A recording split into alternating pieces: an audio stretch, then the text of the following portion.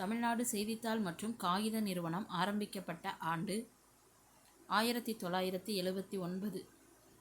மாவு அரைக்கும் இயந்திரம் கோரப்பட்டு சேலைக்கான புவியியல் குறியீடு பெற்ற மாவட்டம் கோயம்புத்தூர். மலை வாழைக்காக புவியியல் குறியீடு பெற்ற தமிழ்நாட்டைச் சேர்ந்த மாவட்டம் சிறுமலை.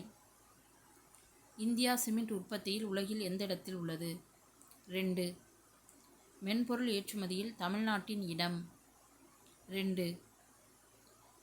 டைடல் பூங்கா 4 அமைந்துள்ள இடம்? கோயம்புத்தூர். இந்தியாவின் மென்பொருள் ஏற்றுமதியில் தமிழ்நாட்டின் பங்கு 17%. தமிழ்நாட்டில் உள்ள சர்க்கரை ஆலைகளின் எண்ணிக்கை 34. காவிரி ஆற்றின் இரு பக்கங்களிலும் ஏராளமான கற்கோயிலை கட்டியவர் ஆதித்த சோழன். பிரம்மபுரீஸ்வரர் கோயில், எழும்பூர் கடம்பனேஸ்வரர் கோயில் கட்டியவர் பராந்தக சோழன்.